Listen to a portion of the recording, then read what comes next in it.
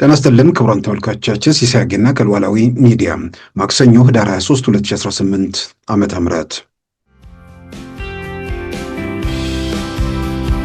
የትግራይ ጊዜያዊ አስተዳደር ፕሬዝዳንት ጀነራል ታደሰ ወረደ ያደረጉት ንግግር የፌዴራል መንግስት በጀት አቁሞብናል፣ በባንኮችም ያለው ገንዘብ ውስን ነው ወይ ደግሞ ዜጎች በባንክ ያላቸውን ገንዘብ እንኳን ለማንቀሳቀስ መቸገራቸውን የሚገልጽ መረጃ ነው። እንግዲህ በመድረኩ ላይ ወረቀት ይዘው ተዘጋጅተው ንግግር ያደረጉት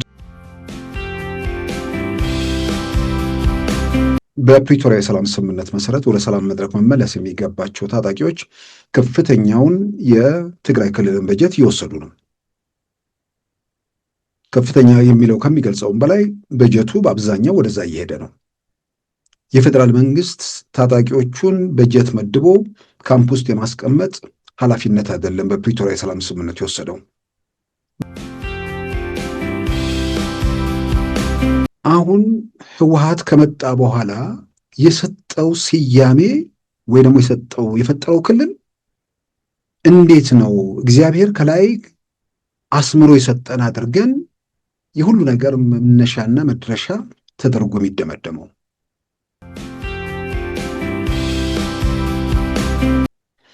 በዛሬ ፕሮግራማችን በእነዚህና በሌሎች ወቅታዊ ጉዳዮች ላይ ትኩረት አድርገናል። አሁን ወደ ዕለቱ ዜናም እናመራለን።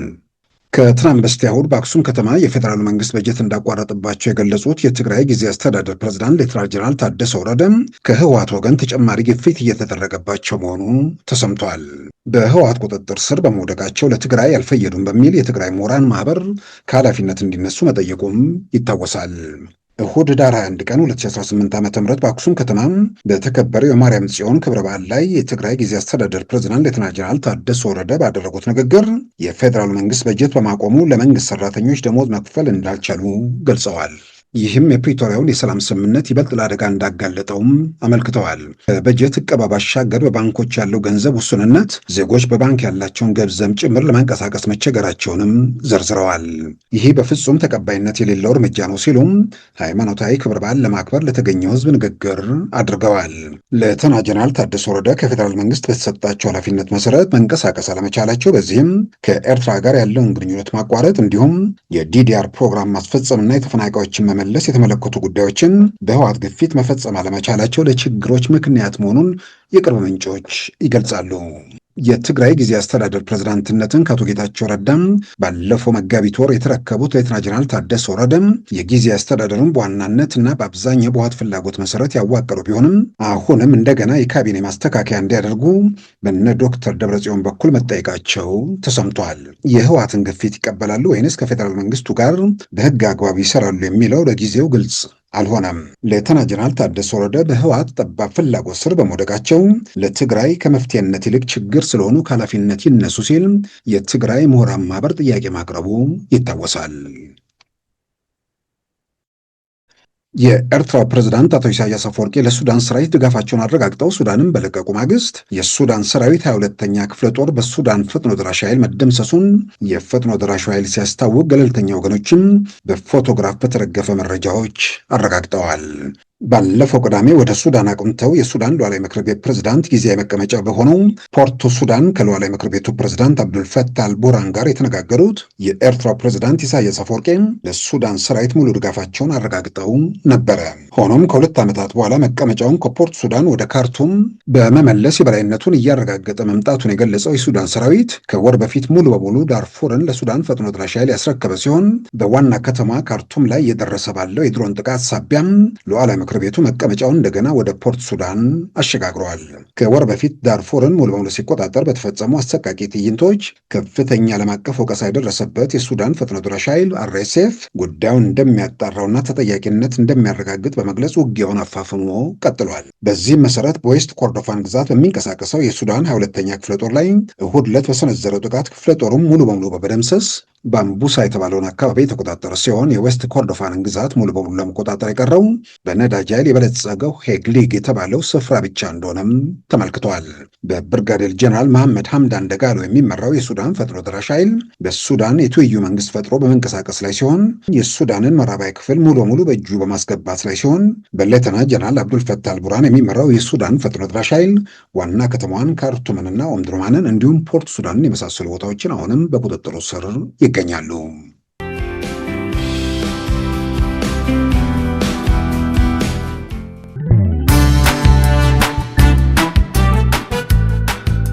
ሉዓላዊ ሚዲያን ይደግፉ።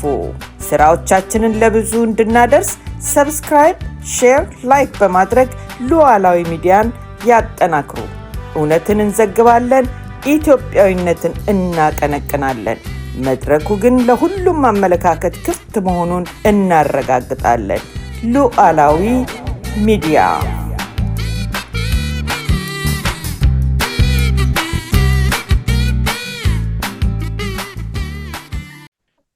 ክቡራን ተመልካቾቻችን የፕሪቶሪያው የሰላም ስምምነት ከተፈረመ 3 ዓመታት አልፈዋል። ተጨማሪ ወራትም እየተቆጠሩ ይገኛሉ። ይህ 2 ዓመታት የዘለቀውን አውዳሚ ጦርነት የቋጨና ዘላቂ ሰላም ያረጋግጣል ተብሎ የታመነበት የሰላም ስምምነት ከተፈረመ ከ3 ዓመታት በኋላም በትግራይና በፌዴራል መንግስት መካከል ያለው ውጥረት አሁንም የቀጠለበት ሁኔታ ነው ያለው። በተለይም እሁድ የአክሱም ጽዮን ማርያም ክብረ በዓል በአክሱም ከተማ በተከበረበት ወቅት በመድረኩ ላይ የተገኙት የትግራይ ጊዜያዊ አስተዳደር ፕሬዝዳንት ጀነራል ታደሰ ወረደ ያደረጉት ንግግር የፌዴራል መንግስት በጀት አቁሞብናል፣ በባንኮችም ያለው ገንዘብ ውስን ነው ወይ ደግሞ ዜጎች በባንክ ያላቸውን ገንዘብ እንኳን ለማንቀሳቀስ መቸገራቸውን የሚገልጽ መረጃ ነው። እንግዲህ በመድረኩ ላይ ወረቀት ይዘው ተዘጋጅተው ንግግር ያደረጉት ምናልባትም ያ ለትግራይ ህዝብ ምን መልእክት እንደሚያስተላልፍ ለማንም ግልጽ ነው።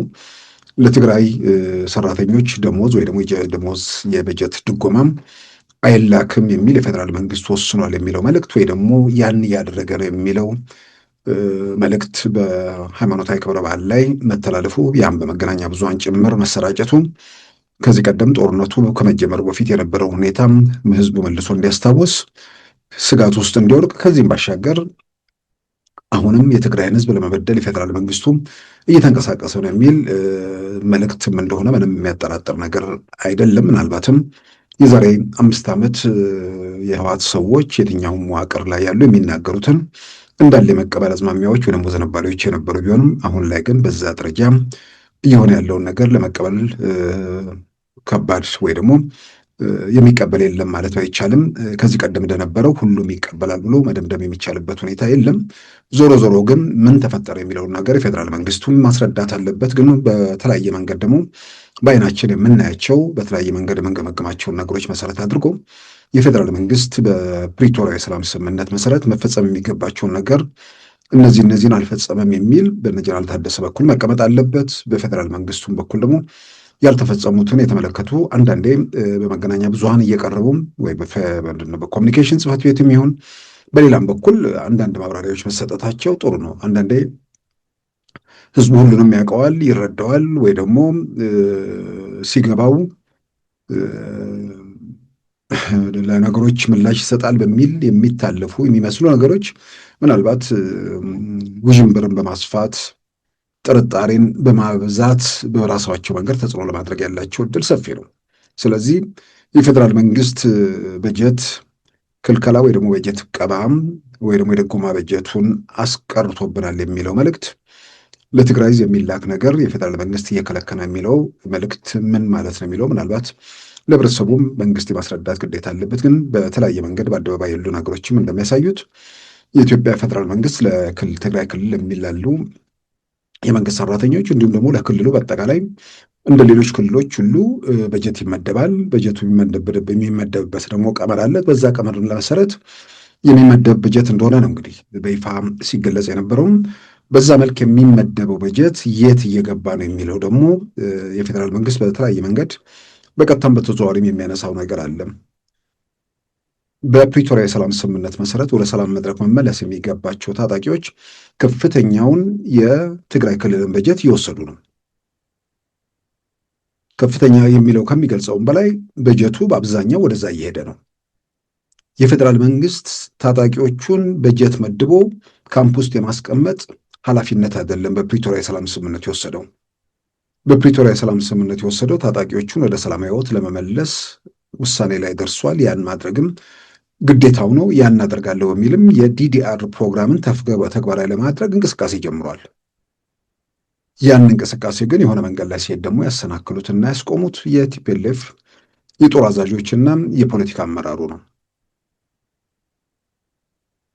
እና ለትግራይ የተመደበውን በጀት በአግባቡ ለሰራተኛው በአግባቡ ለሌሎች የልማትና መሰል ተግባራት ላይ ከመዋል ይልቅ ካምፕ ለተቀመጡ ወታደሮች ተብሎ ካምፕ የተቀመጡ ወታደሮችም የተወሰነ ከዳቦ ከምናምን ያለፈ ነገር በማያገኙበት በተለያየ መንገድ ግን በከፍተኛ ደረጃ ዘረፋ የሚፈጸምበት መሆኑ እየተገለጸ ያለ ነው።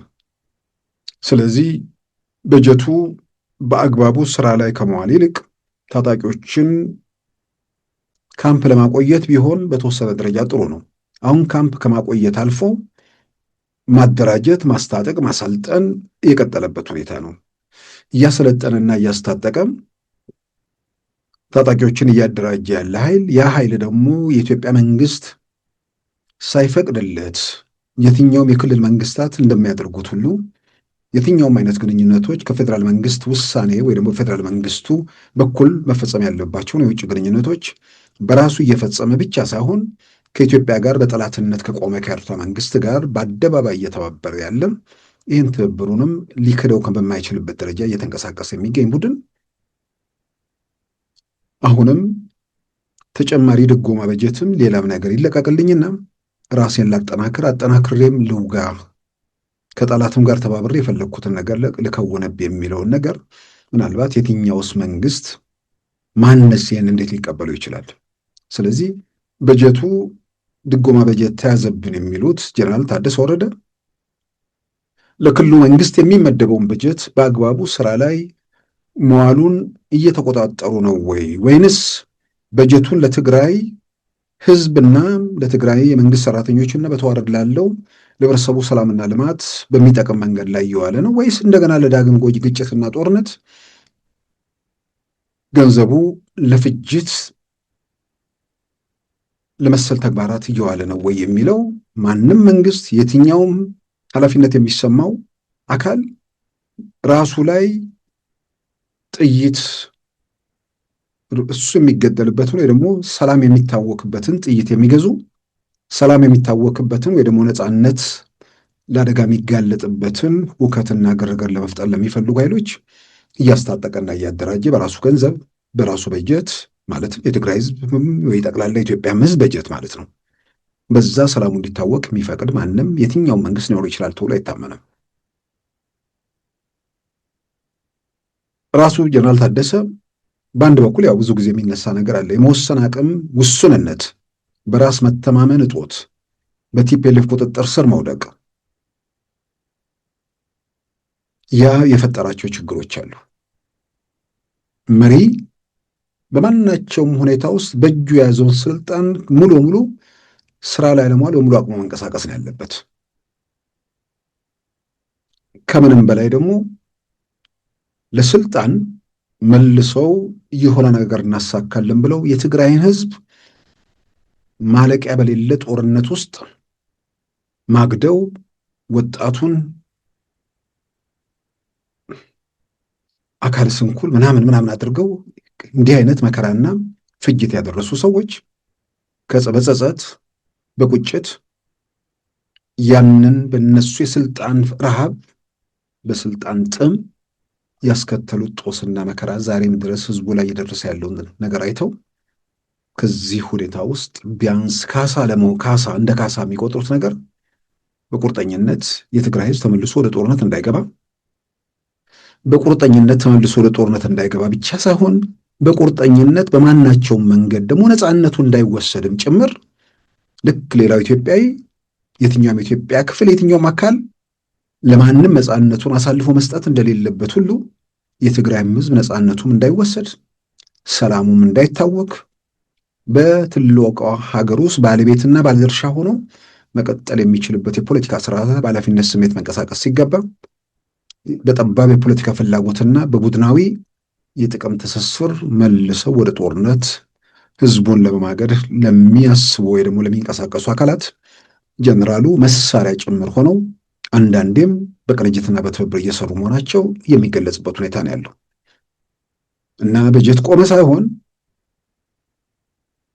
ለትግራይ ህዝብ የተመደበውን በጀት ለፍጅት፣ ለግጭት፣ ለቀውስ ሲጠቀሙበት ስለቆዩ መንግስት የበጀት ድጎማውን ከያዘ ያለውን ነገር በትክክል በተመደበበት ዓላማ ላይ ገንዘቡን መዋልና የቀሩ ነገሮችን ካሉ መጠየቅ እንጂ በሃይማኖታዊ ክብረ በዓል ላይ በአደባባይ ያንን በማድረግ የዛሬ 5 ዓመት የሆነ ነገር ሲነገር ሁሉንም ነገር እንዳለ የሚሰማበት ጊዜ ነበር። ያ ምንም ለምን ሆነ? ያው በተወሰነ ደረጃ ለትግራይ ህዝብ መብት ነፃነት ወጥተዋል፣ ወርደዋል፣ 1 ዓመት ታግለዋል፣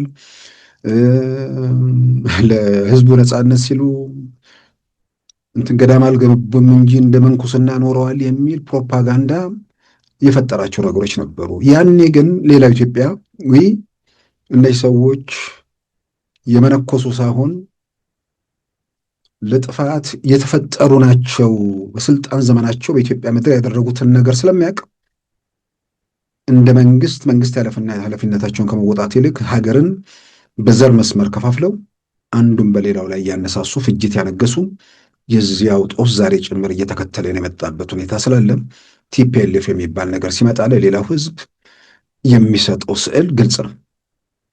ትግራይ ውስጥ ግን ያንን ስዕል አይሰጥም ነበር። ግን ካለፉት 5 ዓመታት ወዲህ ትግራይ ውስጥ ምናልባትም ሌላው ኢትዮጵያ አካባቢ ቲፒኤልኤፍን ለመረዳት አንዳንዱ አካባቢ ወይ ደግሞ አንዳንዱ ሰው ጊዜ ወስዶበታል። ትግራይ ውስጥ ግን ቲፒኤልኤፍን ለመረዳት ማወቅ ከተጀመረበት ጊዜ ጀምሮ ለመረዳት ያለው ጊዜ በጣም አጭር በሆነ ጊዜ ውስጥ ማናቸው የሚለውን ህብረተሰቡ በደንብ የተረዳበት እንደሆነ ይታመናል። ስለዚህም አክሱም ከተማ ላይ በዛ መልክ ንግግር በማድረግ የትግራይን ህዝብ በተበዳይነት በተገፊነት አሁንም ከመሀል ሀገር በሚደረግበት ጫና ውስጥ እንዳለ አስመስሎ በዛ መልክ ህብረተሰቡን ላነሳስቶ ከጉያ ለማሳለፍ የሚደረግ ጥረት እንደሆነ ይታመናል። ግን የሚጠቅም መንገድ አይደለም። የማይጠቅመው በአንድ በኩል በየትኛውም መንገድ ወደ ግጭት የሚወስዱ ነገሮች ለማንም አይጠቅሙም። በሌላም በኩል ወደዚህ ሁኔታ ውስጥ የሚደረጉ ጥሪዎች ከዚህ ቀደም ሁሉም ሰው ከጥርጣሬ ባሻገር ሆኖ መቶ የሚሰማበት ጊዜ አይደለም። የትኛውም አይነት ችግሮች ቢኖሩ በሰላም በውይይት እንዲፈቱ የሚፈልግበት ሁኔታ እንዳለም የምንረዳው ነው። ምናልባትም ክብረ በዓሉ ሲከበር እዛ ጋር የታዩ አጠቃላይ በዓሉ ድባብ በተወሰነ ደረጃ የሚገልጻቸው ነገሮች አሉ። ቲፒኤልኤፎች ያው የኢትዮጵያ ማዕከላዊ መንግስት ስልጣን ላይ በነበሩበት ወቅት የኢትዮጵያ ሃይማኖት ተቋማትን በመዳፋቸው ውስጥ አድርገው በሀገሪቱ የደህንነት መስሪያ ቤት ቁጥጥር ስር ሆኑ የእምነት ተቋማት መግለጫዎች ሁሉ በመንግስት ቅኝት እንዲወጡ የሚደረግበት የጥንት ዘመኔም ብለን ማናስምትን ማንለው ሁሉም ሰው የሃይማኖት አባቶችም ሁሉም ያውቁታል ያለፉበት እናቱ ጌታቸው አሰፋ በደህንነቱ ቁንጮ መላከ ኢየሱስ ነው ምናምን ተብሎ ሲኖዶስ ስብሰባ ላይ እስከ መቀመጥ የደረሱበት መላከ ምናምን ሳይሆኑ መላከ ሞት ነበሩ። እሳቸው ኢትዮጵያ ውስጥ የሞት ድግስ ሲደግሱ የነበሩ ያንን የማድረግ አቅማቸውን በለውጡ ሲያጡ ትግራይ ውስጥ ሞት እየደገሱ ያሉ የነ ዶክተር ደብረጽዮን ቡድን አካል ምናልባትም ወሳኝ ሰው ናቸው። ዛሬ በዛ የተነሳ የእምነት ተቋማትን በኢትዮጵያ ምድር አርክሰው የነበሩ ሰዎች ዛሬ ደግሞ ሌላው ላይ ማድረግ የሚችሉበት ሁኔታ ባይኖርም ትግራይ ውስጥ የእምነት ተቋማትን በመዳፋቸው ለማድረግ ምንድነው በኢትዮጵያ ቤተክርስቲያን ውስጥ ትልቅ ሚና ያላትን የትግራይ ኦርቶዶክስ አማንያንን እና አባቶቹን ከእናት ቤተክርስቲያናቸው ለመነጠል የተደረገው ጥረት አሁን አንዳንዱ ሰው የሃይማኖት አባቶቹ ምናምን ይላል። የሃይማኖት አባቶቹ በተአምር መረጃዎችም እኮ ያረጋገጡት ነገር ይሄንን ነው። ራሱ እኮ እዛ ውስጥ ያሉ ሰዎች እኮ በአደባባይ ቄሶች፣ መነኮሳት በአደባባይ ወጥቶ የተናገሩት ነው። ህወሓት ሲኖዶስ እኮ እየተባለ ነው። መንበረ ሰላማ ይሉታል እነሱ። የህወሓት ሲኖዶስ እና እንዴት እንደተዋቀረ ለምን እንደተዋቀረ በተወሰነ ደረጃ ለማስገደድ፣ በሌላም በኩል ደግሞ ትግራይ ሪፐብሊክ የሚለውን ህልም ለማሳካት ያግዛል የሚለውን ነገር አባቶቹ ላይ ጫና እያደረጉ ይህን ደግሞ ጉዳይ በጣም በዋናነት ማስፈጸም የሚችሉ ከእምነት ሰውነታቸው ይልቅ የፖለቲከኛነታቸው የሚያይል ብቻ ሳይሆን የእምነት ሰው ናቸው ወይ የሚለውን ብዙዎች አበርትተው የሚጠይቋቸው አቡነ አባ ሰረቀ ብርሃን ናቸው። በዚህ ሂደት ውስጥ ግንባር ቀደም ተዋናይ። ግን እነዚህ ሰዎች ሀገረ ትግራይ ባንዲራዋ ይሄ ነው ምናምን እያሉ ሲቀሰቅሱ ቆይተው አክሱም ላይ ከዳር እስከ ዳር የበቀደሙትን በዓላት እናስታውሳለን። የቲፒኤልኤፍ ባንዲራ ይውለበለብ ነበር። በነገራችን ላይ ለትግራይ ፈተና የሆነው የቲፒኤልኤፍ ባንዲራና የትግራይ ክልል ባንዲራ አንድ አይነት ነው። ዛሬ ማንም የበዓሉን ክብረ በዓል ቦታ ይመልከት፣ ቪዲዮዎች ተሰራጭተዋል። አንድም የህወሓት ባንዲራ ዝር አላለ። ባንዲራ የሚባል ነገር የለም በቦታው። የኢትዮጵያ ሰንደቅ ዓላማ እንዲውለበለብ አልተፈቀደም። እሱ የታወቀ ነገር ነው። ግን ይሄን የህወሓት ባንዲራ ይዘው የቤተ እምነቶቹን በዛ መንገድ የሚያደርጉት እንቅስቃሴ ቢያንስ አባቶቹ ምዕመናኑ ያን ነገር እንደማይቀበሉት አደባባይ እያረጋገጡ ከቲፒኤልኤፍ ባንዲራ ጋር ፍቺ መፈጸማቸው ወይ ደግሞ የቲፒኤልኤፍ ባንዲራ በሃይማኖት ክብረ በዓል ላይ እንዳይታይ ማድረጋቸው ራሱ በህወሓት ላይ ህዝቡ ያለው ምዕመኑ ያለው ሃይማኖት አባቶች ያላቸው እምነት ጥያቄ ውስጥ መግባቱን ከሚያረጋግጡ ነገሮች ከምንም በላይ ትግራይ ውስጥ የሃይማኖት አባቶቹ ጥያቄ ካላቸው ቅሬታም ካለ አንድ ችግር ቢፈጠር ችግሩን ፈጣሪዎች ሁልጊዜም ግለሰቦች ናቸው የሚሆኑት። በኢትዮጵያ ኦርቶዶክስ ተዋሕዶ ቤተክርስቲያን በሲኖዶሱም ይሁን በአባቶቹም ይሁን ቅሬታ አለን የሚል አካል ካለ አባቶቹም ሲኖዶሱም ቋሚ አይደሉም። ማለትም የሲኖዶስ አባል ሲኖዶሱ ቋሚ ነው፣ የሲኖዶስ አባላቱ ቋሚ አይደሉም። ትክክለኛ ችግር ካለ ችግሮች በዚህ ተፈጥሯል ብሎ ለመፍትሄው መንቀሳቀስ እንጂ የግል የሆነ ፖለቲካ ፍላጎት ያላቸው ቡድኖች የነሱ መሳሪያ መሆን መንቀሳቀስ በጣም የሚጠቅም ነገር አይደለም።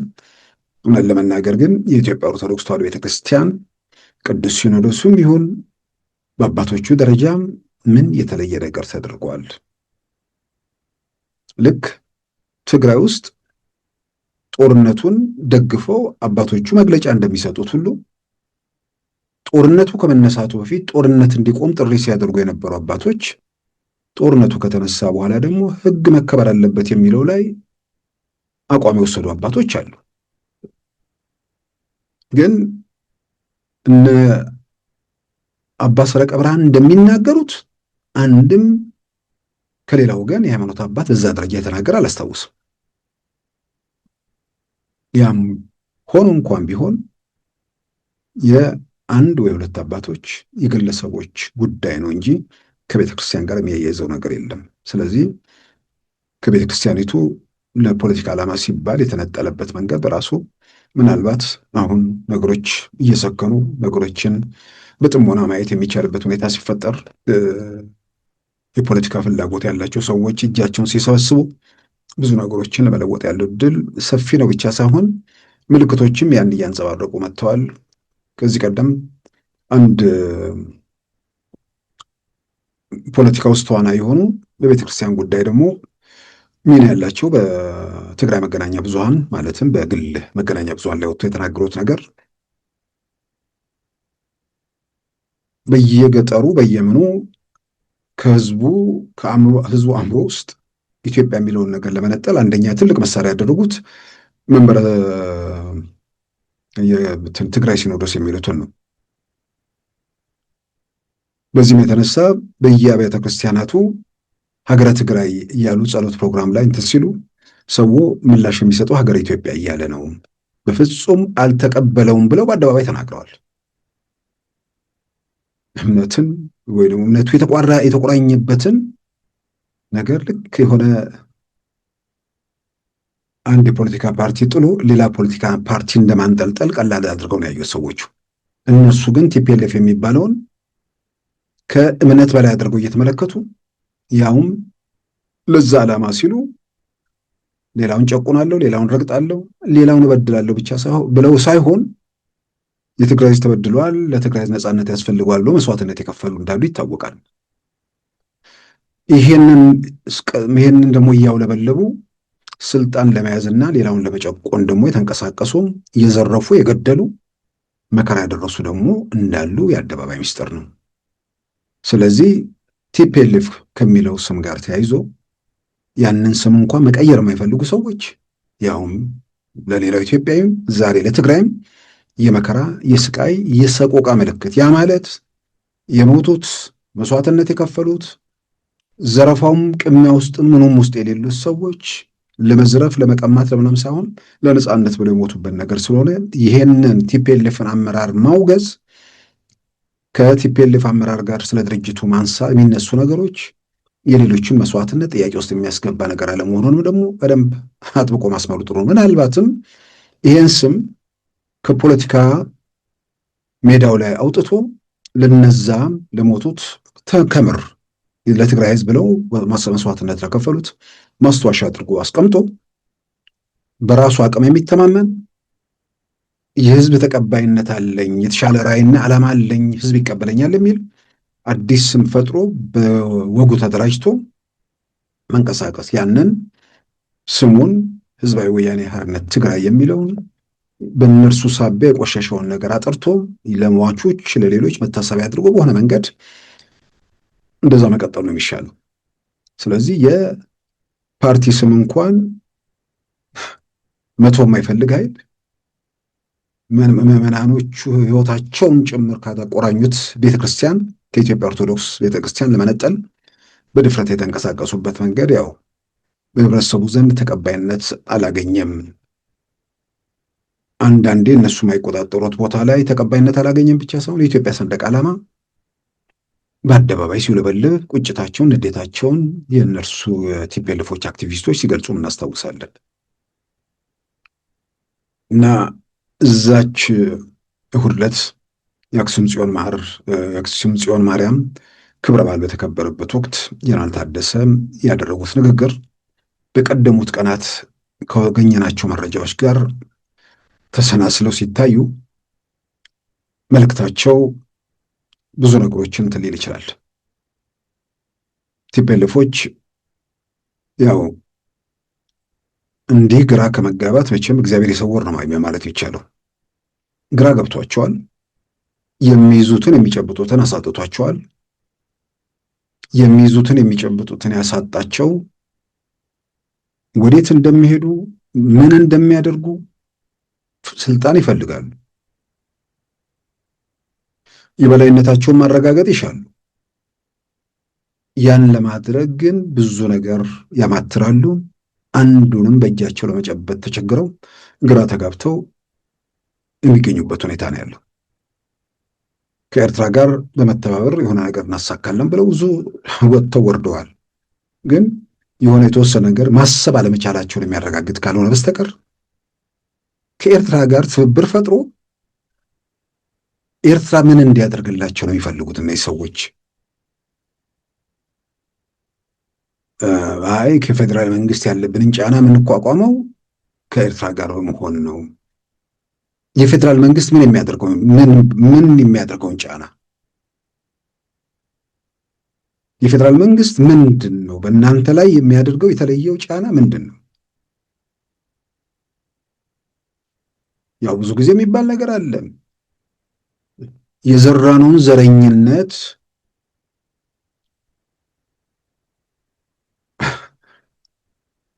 ምንድነው ነቃቀለብን የሚል ቁጭት ካልሆነ በስተቀር ዘረኝነት ይጠቅመናል፣ ዘረኝነት ሓርነት ያወጣናል የሚል ደጋፊ እኮ ካላቸው ትግራይ ውስጥም እንደነሱ የሚያስቡ እዛው ትላንት ላይ የቆሙ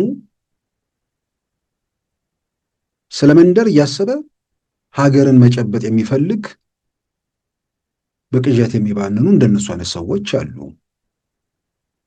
መደራጀት ነው። ብልጽግና የሚባል ግዙፍ ፓርቲ አለ በአንድ በኩል ወደ ከዚህ ከዘር መስመር ወጥቶ ወደ ኢትዮጵያዊነት ጉዞ አድርጎ ወጥ ፓርቲ ለመመስረት ወይ ደግሞ ወጥ ፓርቲ ሆኖ እየተንቀሳቀሰ ያለ ቡድን፣ ጠንካራ ሰፊ መዋቅር የዘረጋ በየትኛውም ኢትዮጵያ አካባቢ ማለት ነው። ስለዚህ የዚህ ተቃራኒ ሆኖ በየመንደሩ በየሰፈሩ የሚያስብ የየራሱን ጎጆ የየራሱን ጎቻ መንግስታት የሚያልም እንደነሱ አይነት ብዙ በሽተኞች፣ ትላንት ላይ የቆሙ ዛሬን መገንዘብ የማይችሉ ህመምተኞች በየሰፈሩ የተደራጁ ያልተደራጁም ስላሉ ከነሱ ጋር ሰብሰብ ብለው ፓርቲ መሆን ነው። ከዛ የኢትዮጵያ ህዝብ በዘረኝነት መዳከር ይፈልጋል ወይስ ከዚህ ቆሻሻ ራሱን አንጽቶ በትልቅ ሀገር ውስጥ ባለቤት ሆኖ ባለድርሻ ሆኖ ከወንድሙ ከጎረቤቱ ጋር በወንድማማችነት እንጂ በጠላትነት የማይታይበትን የፖለቲካ ስርዓት ነው የሚፈልገው? መሞከር ነው። ያንን የፖለቲካ አስተሳሰብ ይሄ የፖለቲካ አስተሳሰብ በኢትዮጵያ ምድር ላይ መምከኑ ቆጭቷቸዋል፣ አበሳጭቷቸዋል። እነሱም ብቻ አይደለም። በቀደም ለንደን ላይ አልጀዚራ ስቱዲዮ አቶ ጌታቸው በተዘገኙበት መድረክ የነበረው ግርግርና ሽር ጉዱ የብሔርተኞች ኢትዮጵያ የሚለው ቤተ መንግስት የገባው ሐሳብ የጎረበጣቸው ያመማቸው ሰዎች እዛ መድረክ ላይ ሲወራጩ እኮ አየናቸው። አቶ ጌታቸው ከፌዴራል መንግስቱ ጋር ቅርበት መፍጠሩ ወይ ደግሞ ከዚህ ከዘረኝነቱ አስተሳሰብ ጋር ፍቺ እየፈጸመ ነው ወይ የሚል ጥርጣሬ ውስጥ መግባታቸው ወደ ግጭት የሚካሄድበትን እድል እየዘጋው ነው። ወደ ግጭት የማይካሄድ ከሆነ ደግሞ በኢትዮጵያ ውስጥ የበላይ ሆኖ የሚቀጥለው አስተሳሰብ ኢትዮጵያዊነት ሊሆን ነው። ኢትዮጵያዊነት የበላይነትን ይዞ ከሄደ የየሰፈሮቹ እንጎቻ መንግስታት መመስረት የሚፈልጉ ኃይሎች ሊመክኑ ነው። ለዚህ ነው እነ ጸዳሌ ሲወራጩ የነበሩት እኮ። እነ ኦሮሞ ነጻነት ግንባር ስለሟሸሹ ነው እኮ ጸዳሌ ስትወራጭ የነበረው። ሌላ ታሪክ የለውም። ላለፉት 7 ዓመታት ከኦሮሞ ነጻነት ግንባር ጋር እኮ የተያዘ ታሪክ ነው ሁሉ መወራጨት በጸዳሌ በኩል ያለው። ሌላ ታሪክ የለም። ለቲፒኤልኤፍ ያን ያህል ጥብቅና ያኖሯት የምትሟገተው ቲፒኤልኤፍ የሆነ ነገር ይለውጣል በሚል እምነት ነው። ከዚህ ቀደም አንስቼዋለሁ። አቶ ጌታቸው የገለጹት ነገር ነው። የነ ልደቱ አቶ ጌታቸው ከህወሓት ካምፕ ወይ ደግሞ ከአክራሪ ካምፕ ርቀት መጨመራቸው የትግራይ ህዝብ ተመልሶ ጦርነት ውስጥ አይገባም የሚል መንገድ ላይ መሄዳቸው የሚያወራጫቸው ቲፒኤልኤፍ ቢተኩስ የሆነ ግርግር ቢፈጠር በግርግሩ መሃል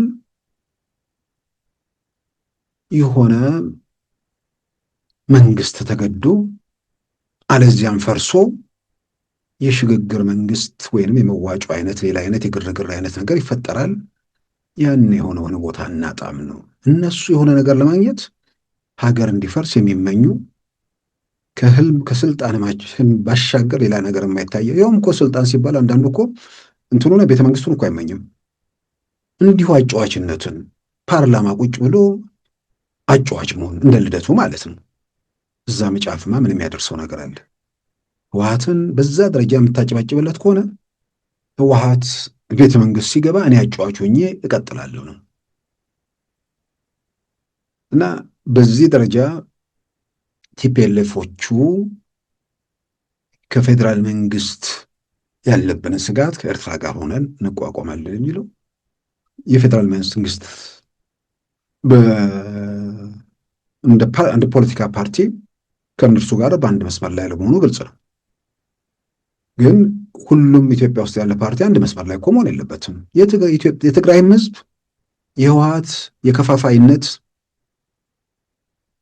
ዜጎችን በወዳጅና በጠላት ወንድማማችን በጎሪጥ እንዲተያዩ የሚያደርግ ስልጣንን ለዘረፋ፣ ስልጣንን ለግድያ የሚጠቀም የፖለቲካ ቡድን ወደ ኢትዮጵያም ወደ ትግራይም የፖለቲካ ስልጣን ላይ በላይ ሆኖ እንዲወጣ ይፈልጋሉ። የትግራይ ህዝብ በሌላውም አካባቢ እንደነሱ አይነት ሰዎች ያሉበት ቡድን ነው ወይ ህዝብ የሚፈልገው? ከጠመንጃ በመለስ ይሄን ሀሳባችሁን እኮ አደባባይ አውሉት። የሚገዛው ካለ ወንበር ይኖራችኋል፣ የሚገዛው ካለ ስልጣንም ሊኖራችሁ ይችላል። ከዛ ውጭ የፖለቲካ ስልጣን ላይ ያለው መንግስት ጋር ምንድን የምትቋቋሙት? በሻዕቢያ ተደግፈን ኢትዮጵያ ውስጥ ማዕከላዊ መንግስቱን ለውጠን መንግስት መስርተን ከዛ በኋላ የቀደመውን የሌብነት የቅሚያም የዘረፋ ስራችንን እንቀጥላለን። ግን ሰው ይህንን ሲያስብ ራሱ አይቆጨውም? ዛሬ ላይ ቆሞ ስልጣን ላይ ኖረው 27 ዓመት ሰላም በተረጋገጠበት በአብዛኛው ኮሽታ በሌለበት ሲባል የሆነ የሚተኩስ ዛሬ እንዳሉ ሽፍቶች የሉም ማለት አይደለም። ግን የሀገሩን ሰላም ደህንነት አደጋ ለማይከቱ ሁኔታዎች በነበሩበት ምንድን ነው ኢትዮጵያ ውስጥ የሰሩት? 7 ዓመት እሳት እየነደደ ኢትዮጵያ ውስጥ በየትኛውም ኢትዮጵያ አካባቢ በየትኛው ምስል አሁን ጦርነት፣ ግጭት ያለባቸው አካባቢዎች ላይ ማድረግ የተቻለ አይመስለኝም። አልተቻለም። ግጭት የሚካሄድባቸው አካባቢዎች አልተቻለም ሲባል ገጠር ምናምን አካባቢዎቹ ላይ አልተቻለም ነው እንጂ አማራ ክልል ግጭት አለም። ባህር ዳር ላይ ተለውጧል። በ27 ዓመት ተሰርቷል። ባህር ዳር ከተማ ላይ በ7 ዓመት የተሰራው በ27 ዓመት ጎንደር፣ ይቅርታ ምን ያልን መዘርዘር እንችላለን። ይህንን ያየ ሰው ዛሬ ላይ ቆሞ እንዲህ አይነት ነገር የተገነዘበ ሰው ጤነኛ ቢሆን መቆጨት ነው። ማሰብ የሚችል ቢሆን ምን አለ ስንዘርፍ ትንሽ ደግሞ የሆነ ነገር ባደረግን የሚል፣ ከምንም በላይ ደግሞ ብዙዎችን ማግደው ለስልጣን የበቁ ሰዎች ያ የተገኘው ስልጣን ለሞቱት አካላቸውን ላጡት ለሌሎች በረከት በሚሆንበት መንገድ ላይ ሰርቶ ቢሆን ኖሮ ያው ትዘርፋለህ፣ ትቀማለህ፣ መጨረሻ ላይ ይዘው አትሄድ። ብዙዎች የዘረፉ ሰዎች መጨረሻቸውን አይተናል። እና ስልጣን ላይ ለመውጣት የሚፈለገው እንደ ከዚህ ቀደሙ ለመዝረፍ ለመቀማት ነው ወይንስ አሁን ከሚሰሩት ሰዎች በላይ የበለጠ መስራት ይችላሉ በሚል ቁጭት ነው ወይ? በቁጭት ከሆነ ጥሩ ነው። ስለዚህ ለመካስ ከሆነ የተሻለ ሰርቼ ገንዘብ መዝረፌን መቀማቴን በተለያየ መንገድ ማድረጌን ትቼ ህዝብና ሀገር ለመካስ ነው ብሎ ከሆነ ያንን የፖለቲካ ድርጅት መስርቶ በየሰፈር የተደራጁ ፓርቲዎችን አሰባስቦ በዛ መልክ የሚገኝ ነገር ካለ ያው በሰላማዊ መንገድ መሞከር ነው። ከዛ ውጭ የፌዴራል መንግስቱ ምንድን ነው ግፊት ያደረገባችሁ? የፕሪቶሪያ የሰላም ስምምነት ይከበር። የፕሪቶሪያ የሰላም ስምምነት እኮ ሲፈረምም እንዲከበር ነው። ሰላምን ለሆነ ጊዜ እንዲረጋገጥ ሳይሆን በዘላቂነት ሰላም እንዴት አድርጎ እንደሚረጋገጥ ነው። ሰላም በዘላቂነት የሚረጋገጠው በየትኛውም ሀገር በተደረጉ የአመፅ እንቅስቃሴዎች ውስጥ መሳሪያ ያነሱ ኃይሎች ይዋጋሉ። መጨረሻ ላይ ሰላም ስምምነት ሲፈረም መሳሪያቸውን ያስቀምጣሉ። በዚህ መሰረትም በፕሪቶሪያ የሰላም ስምምነት መሰረት በአንድ ወር ጊዜ ውስጥ ይፈታል የተባለ መሳሪያ ሳይፈታም ያው ለታጣቂዎቹ ወደ ህብረተሰቡ ለመቀላቀል የሚያስችል የገንዘብ ድጋፍ በተወሰነ ደረጃም አለመገኘቱ፣ ያም ሆኖ ደግሞ ሲገኝም ያን እያሰናከሉ ያሉት የቲፒኤልኤፍ መሪዎችና የጦር አዛዦች መሆናቸው ግልጽ ስለሆነ የፕሪቶሪያው የሰላም ስምምነት መሰረት በአንድ ወር ጊዜ ውስጥ መሳሪያ ታስቀምጣለህ ነው የሚለው። ሁሉንም መሳሪያ እስከ ክላሽ ድረስ ማለት ነው። ትግራይ ውስጥ የትግራይን ጸጥታ ለመጠበቅ ልክ የአማራ ክልልን፣ የኦሮሚያ ክልልን፣ የሶማሌ ክልል እየተባለ እንደሚጠራው እዛ ክልል ለፖሊስ እና ለሚሊሻ ለአድማ ብተና የሚያስፈልጉ መሳሪያዎች ለትግራይ ክልልም ለሌሎች እንደሚደረገው ይደረጋል ማለት ነው። ያ ነው። ከዛ ውጭ በአንድ ሀገር ውስጥ አንድ የሀገር መከላከያ ነው የሚኖረው። ሞኖፖሊ ቫዮለንስ የሚሉት ህግ በኃይል የማስከበር ስልጣን የአንድ የመንግስት ነው። ከዛ ውጭ ሌሎችም ያ ነገር ካላቸው ስርዓት አልበኝነት ነው የሚነግሰው። ስለዚህ የፕሪቶሪያዊ ሰላም ስምምነት መሰረት መሳሪያ መፍታት ቲፒኤልኤፍ ግዴታው ነው። መሳሪያ መፍታት ግዴታው ነው፣ የፈረመበት ነው። ታጣቂዎቹ ወደ ሰላማዊ ህይወት እንዲመለሱ የሚደረገውን ጥረት ማሰናከል የፕሪቶሪያውን የሰላም ስምምነት መጣስ ነው። እስኪመለሱ ድረስ ካምፕ መቀመጣቸው ችግር ባይኖሩም ካምፕ ተቀምጦ ግን ወታደራዊ ልምምድ ማድረግ አይችሉም። ካምፕ የተቀመጡት ከየትኛውም አይነት ወታደራዊ እንቅስቃሴ እንዲርቁና ወደ ሰላማዊ ህይወት እንዲመለሱ ነው። ወታደራዊ ስልጠና ማድረግ፣ ወታደር መመልመል 1 2 3 ተብሎ በዝርዝር የተቀመጠ ነገር ነው። የፕሪቶሪያዊ ሰላም ስምምነት 100% ይከለክለዋል። ምን የቀረ ነገር አለ? ይህንን ማክበርና ለፈረሙት ስምምነት ተገዢ መሆን ነው። እንደተባለው ደግሞ ወጣቶቹ በተለያየ ዕድሜ ክልልም ያሉ ሌሎች ወደ ሰላማዊ ሲመለሱ ደግሞ ከህብረተሰቡ ጋር በቀላሉ መቀላቀል የሚችሉበት ሁኔታ እንዲፈጠር ወደ ስራም ወደ ምንም ግን በተወሰነ ደረጃ ማቋቋሚያ ይዘው መሄድ ስላለባቸው በሱ ረገድ የሚሰሩ ስራዎች የሌላም ሀገር ልምድ ስለሆነ እሱ እየተደረገ ነው። እሱን ለማሰናከል የተደረጉ ሙከራዎችም ህገወጥ ናቸው። ከዛ የትግራይ ሉዓላዊነት የሚለውን እሱን እኔ ምናልባት ያው ዘር ፖለቲካ በጣም በጣም በጣም መጥፎ ነገር የዘር ፖለቲካ መሆኑ ብቻ ሳይሆን ኢትዮጵያ ውስጥ ሰፈርም አንጠቅስም፣ ማህበራዊ ደረጃም አይጠቀስም፣ የእውቀት ደረጃም አይጠቀስም። ሁሉም ጋር ተመሳሳይ የሆነ ነገር ሰዎች የሚያምኑበትን ለሀገር ይጠቅማል የሚሉትን ነገር በድፍረት ለመናገር አቅም ሲያንሳቸው ማየት፣ ሲፈሩ ማየት በጣም የተለመደ ነው። ትክክል የሆነውን ትክክል ለማለት ይፈራሉ። ትክክል የሆነውን ትክክል በማለታቸው ብዙ ነገር ለመለወጥ እንደሚያስችል እያወቁ ያልገባቸውና የሆነ ቦታ ላይ የቆሙ ሰዎች የሚፈጥሩትን ጫጫታ ሰግተው የሚጠቅመውን ነገር ላለማድረግ አንዳንዴም በማይጠቅመው ጎዳና ላይ ለማህበራዊ ህይወቴ የሆነ ቁርጥ ቤት ምናምን አብሮ ለምትን ለማለት የሆነ ቦታ ላይ መሸታ ቤት ለመታደም በህይወት ስትኖር የተወሰነች ነፍስ መመለስ የሚያስችል ነገር ካለ የሀገር ሰላምን ለማረጋገጥ የሚያስችሉ መንገዶች ካሉ እዛ ላይ በድፍረትና በቁርጠኝነት መሄድ በጣም በጣም ወሳኝ ነው።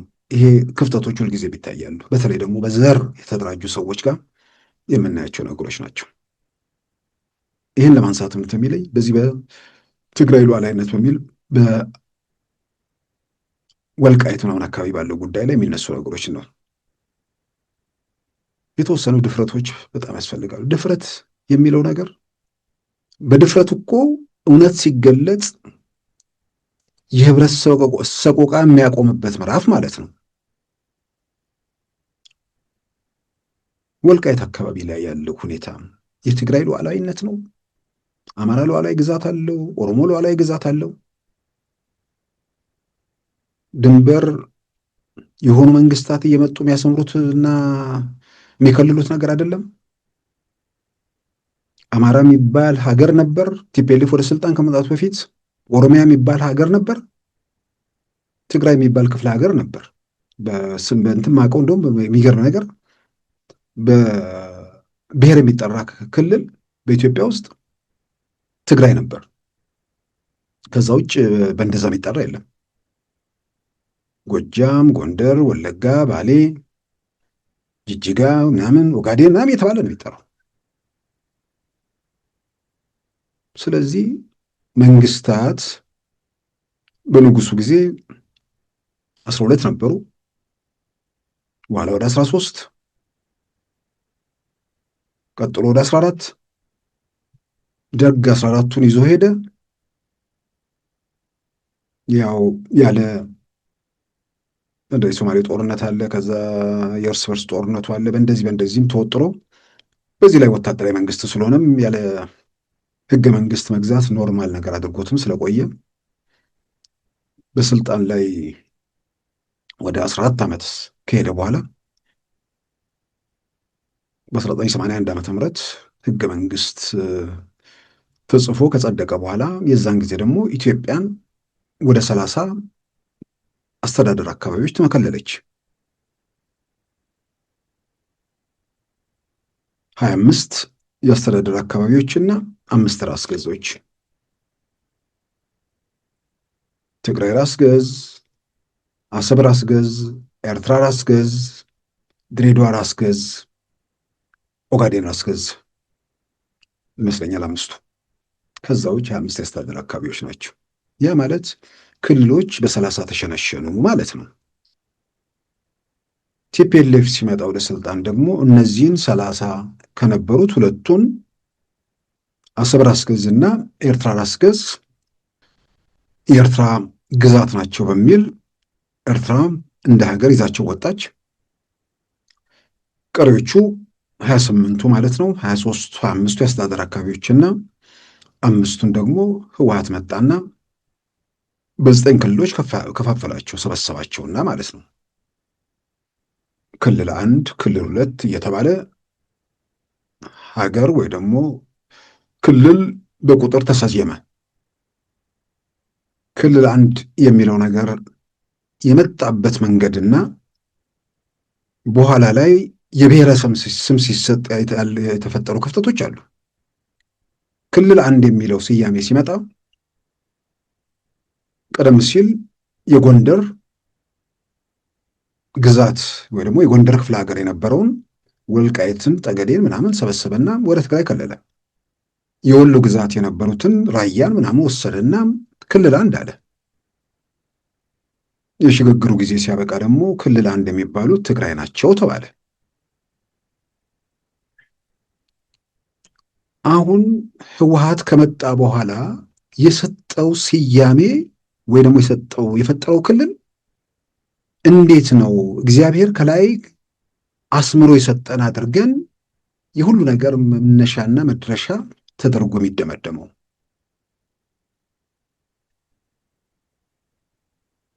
በየትኛውም ሀገር ውስጥ የትኛውም ክልል ሉዓላዊነት የለውም። ሉዓላዊነት የነጻነት መገለጫ ነው። የጋራ ነጻነት አለን። በጋራ ሉዓላዊ ሀገር ነች። ክልሎች መንግስታት የሚያሰፉት የሚያጠቡት ምን የሚሉት ነገር ነው። ስለዚህ ቲፒኤልኤፍ ያሰመረው ነገር እሱን እግዚአብሔር ከላይ አስምሮ የላከልን ነውና ከዛ ውጭ ያለ ነገር አይሆንም የሚለው ነገር እንዴት ሊሆን ይችላል? ጥያቄው መነሳት ያለበት ይህን ነገር ወደፊት የሚገፉ ሰዎችም በቅንነት በተለይ ደግሞ እምነትም ያላቸው ሰዎች ከሆኑ የሌላውንም ህመም የሌላውንም ቁስል ለምንድን ነው መስማት የማይፈልጉት? ቲፒኤልኤፍ እኮ ቦታውን ለማረጋገጥ ባደረገው እንትን የተቃውሞ እንቅስቃሴ ሲደረግ ነበር። ሰዎች ሞተዋል፣ ተሰደዋል፣ አለ የሚባል ሰቆቃ ተፈጽሞባቸዋል። በሀገራቸው መኖር አቅቶ የሰው ሀገር ያጣበቡት በመቶኛ በየትኛውም ደረጃ ፕሮፖርሽናሊ ሲወሰድ ከየትኛውም ኢትዮጵያ አካባቢ እንደ ወልቃይት ዓለም ላይ የተበተነ ህዝብ የለም። ያ ስለተመቸው የሆነ ነገር አይደለም። የበደል የጭቆና የሰቆቃ ውጤት ነው። የህወሓት በደልና ሰቆቃ የህወሓት የሚባል ወንጀለኛ ቡድን ድርጊት ነው። የዛ ወንጀል ወራሽ የለም። የዛ ወንጀል ተጠያቂ ግለሰቦች ይኖራሉ።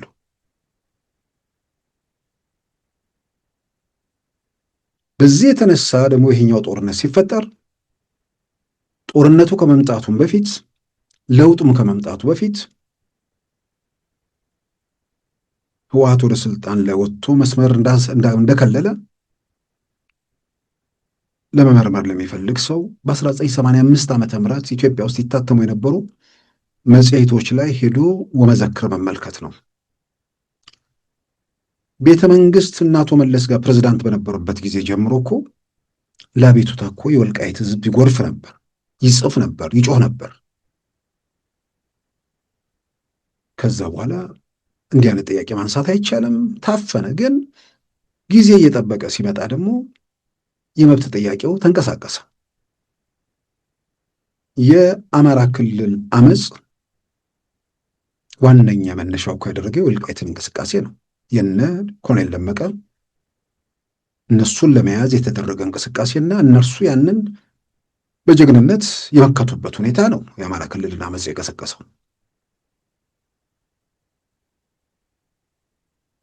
ህወሓት ያደረሰው ጥፋት፣ ወንጀል፣ ነውር አለ። እዛ የሚኖሩ ሰዎች ግን የህወሓት ወንጀል ባለቤቶች ወይም ባለድርሻዎች አይደሉም። ጦርነት ሲፈጠር ስጋት መኖሩ በተለየ መንገድ ደንብረው የሚሄዱ ሰዎች ይኖራሉ። ምናልባትም ደግሞ አንዳንድ ኃላፊነት የጎደላቸው ሰዎች ያው አንዳንዱ በቂም አንዳንዱ ደግሞ ልክ እንደ ቲፒኤልኤፍም በሽተኛ ሆነ አይጠፋም። እንዲህ አይነት ሰለባ ሊሆን የሚችሉበት እድል አለ። ስለዚህ ተፈናቅለው ሄዱ። አሁን ማንም ጤነኛ ሰው የሌላውም ህመም የሌላውን ቁስል የሚሰማው ከምንም በላይ ደግሞ ለህብረተሰቡ ለደህንነቱ ዘላቂ ዋስትና የሚሰጠው ምንድን ነው ብሎ የሚያስብ ሰው የመጀመሪያው ነገር ተፈናቃዮቹ ወደ ቤታቸው እንዲመለሱ ነው። አቶ ጌታቸው ባለፈው የተናገሩት ነገር አለ። አሁንም አልጀዚራ ላይ ሰሞኑን የደገሙት ነገር አለ። ተፈናቃዮቹ እኛ ህወሓት እያዘዘው አካባቢውን ካላስተዳደረው አይመለሱም ያለ ህወሓት ነው። ተፈናቃዮቹ እንዳይመለሱ ፌዴራል መንግስት አልከለከለም። ተፈናቃዮቹ እንዳይመለሱ አሁን አካባቢውን እያስተዳደሩ ያሉ ሰዎች አልከለከሉም ብቻ ሳይሆን የተፈናቃዮቹ ቤት የተያዘ ቤት ካለ በሚል እሱን እያስለቀቁ መሆናቸው በአደባባይ ተገልጿል። ስለዚህ የወልቃይት የምናምን ጉዳይ ለመተኮስ የሚያስችል ምን ምክንያት አለ? በአሁኑ ሰዓት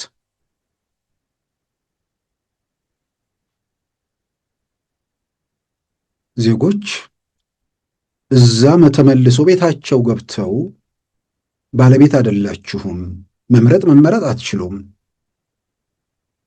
ዝም ብላችሁ ነው መኖር የምትችሉት የሚል ነገር የለም። ባለቤት ናቸው፣ እኩል መብትን ያላቸው በምርጫ ስርዓት ውስጥ ይሳተፋሉ። በዘላቂነት ማውጫው ደግሞ በጋራ ወንድማማቾቹ ሰላም ከወረደ መረጋጋት ከተፈጠረ በኋላ የሚመልሱት ይሆናል። የጸጥታውን ኃላፊነት የኢትዮጵያ ሀገር መከላከያ ሰራዊት ያስከብራል።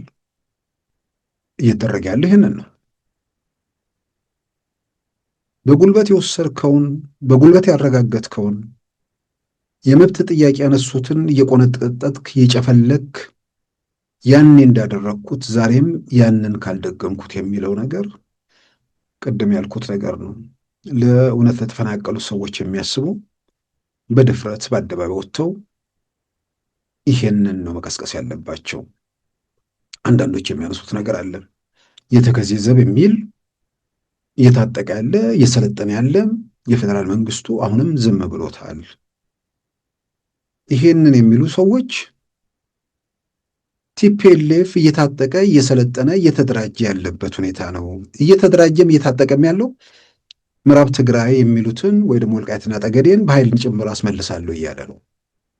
ስለዚህ እነሱ በፕሪቶሪያ የሰላም ስምምነት መሰረት መሳሪያ ማስቀመጥ ግዴታቸውን ትተው እየተደራጁና እየታጠቁ ከሆነ በሌላም ወገን ያለው እየተደራጀና እየታጠቀ መሆኑ ለምን ይገርማል? ሁላችንም የፌዴራል መንግስቱን የምንጠይቀው የቲፒኤልኤፍ ኃይሎች በተመሳሳይ መሳሪያቸውን በስምምነቱ መሰረት ፈተው የተከዜ ብርጌድ እየተዘጋጀና እየታጠቀ ከሆነ የፌዴራል መንግስቱ ህግ አስከብር ብለን ሁላችን ድምጻችንን እናሰማለን። ምንም የታጠቀ ኃይል ከሚሊሻ ያለፈ አካባቢ ሰላምና ጸጥታ ከሚያስከብር ያለፈ ለምንድን ነው የሚታጠቀው? ለምንድን ነው የሚደራጀው? የሚለውን ሁላችንም ድምፅ እናሰማለን። ህወሓት ህግ ጥሶ የፕሪቶሪያ የሰላም ስምምነት አፍርሶ እየታጠቀና እየተደራጀ ያውን ከጠላት ጋር እየተባበረ ባለበት ሰዓት አካባቢያቸውን ደህንነት ለማስጠበቅ ከዚህ ቀደም የነበረው ነገር እንዳይደገም የሚታጠቁ የሚደራጁ ሰዎችን የፌዴራል መንግስት ያስቆም የሚለው ነገር ፍትሐዊ የሆነ ጥያቄ አይደለም። ፍትሐዊ የሚሆነው ቲፒኤልኤፍ መሳሪያውን ሲያስቀምጥ ዋስትና ያለው ነገር የትኛውም ኃይል ከኢትዮጵያ መከላከያ ሰራዊት ውጭ ያለ የአካባቢ ጸጥታ የሚያስከብር ሚሊሻ ምናምን ይኖራል፣ የአካባቢ ፖሊስ ይኖራል።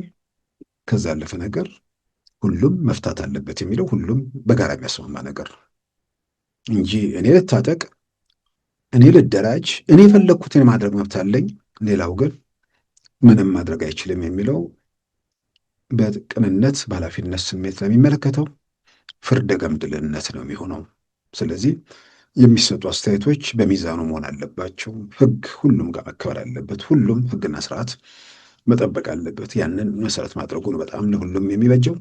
ከዚህ ውጭ ያሉ ነገሮች ለመፍትሄ አያግዙም። እነ ጀነራል ታደሰ አክሱም መድረክ ላይ የሚያደርጉት ደሞዝ ምንድነው ድጋፍ ተቋረጠ፣ በጀት ቆመ፣ ባንክ ያለው ገንዘብ አነሰ የሚለው ምናልባት አንዳንድ ሰሞኑን ከሰማናቸው ለመተኮስ ፈልገዋል።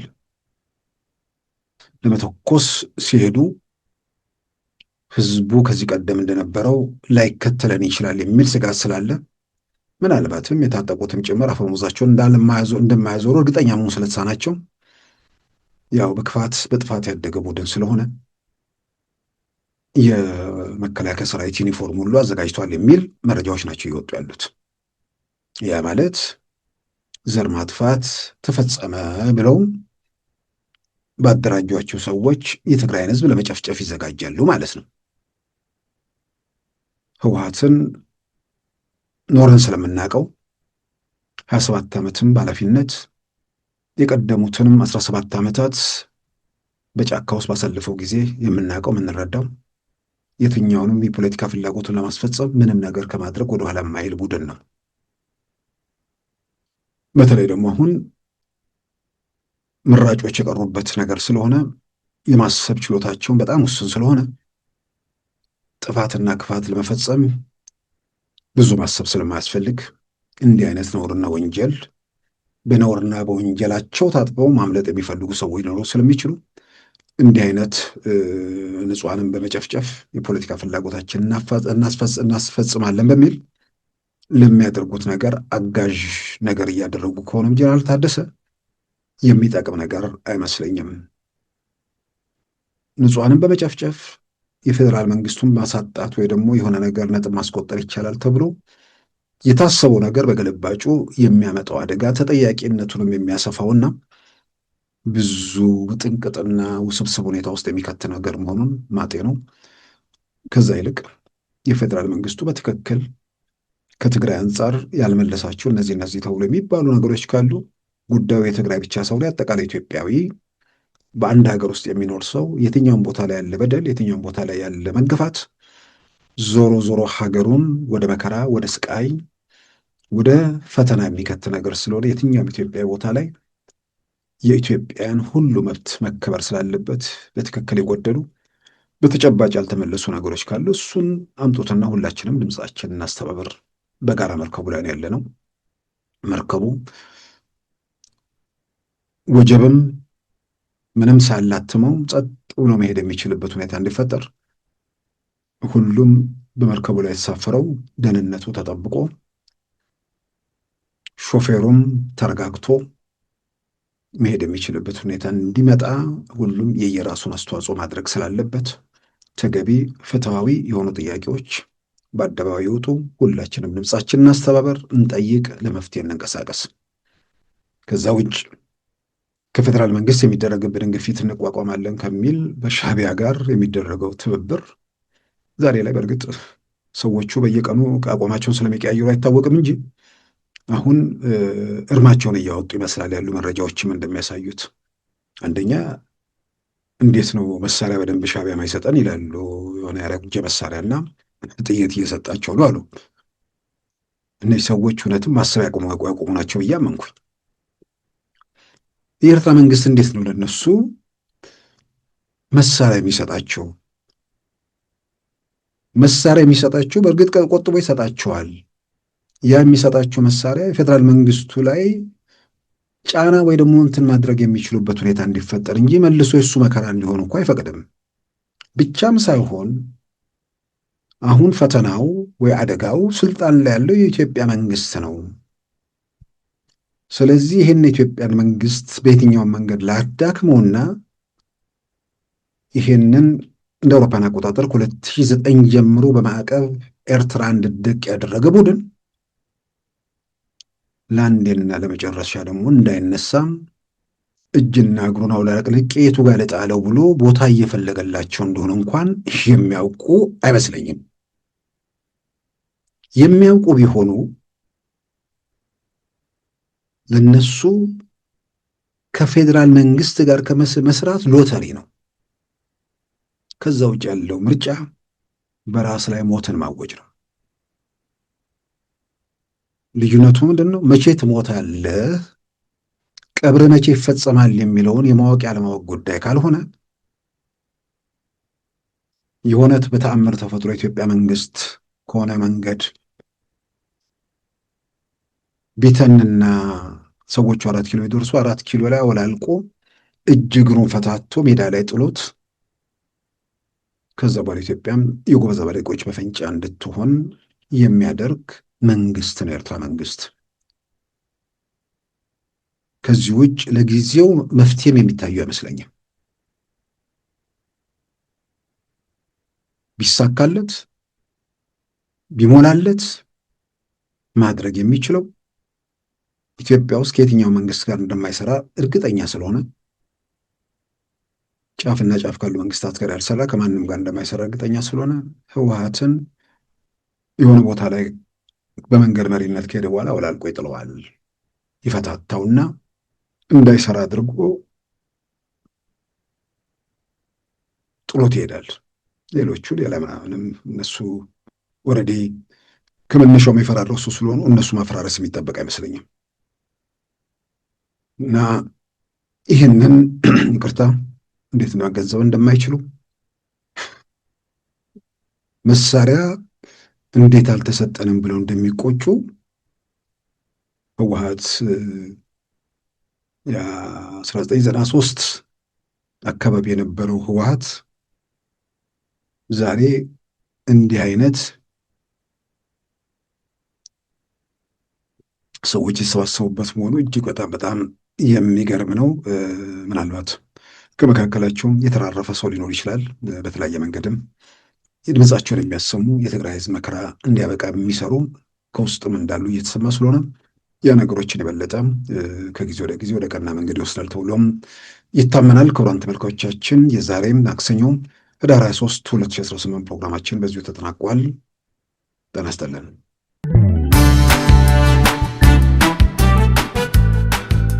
ሉዓላዊ ሚዲያን ይደግፉ። ስራዎቻችንን ለብዙ እንድናደርስ ሰብስክራይብ፣ ሼር፣ ላይክ በማድረግ ሉዓላዊ ሚዲያን ያጠናክሩ። እውነትን እንዘግባለን፣ ኢትዮጵያዊነትን እናቀነቅናለን። መድረኩ ግን ለሁሉም አመለካከት ክፍት መሆኑን እናረጋግጣለን። ሉዓላዊ ሚዲያ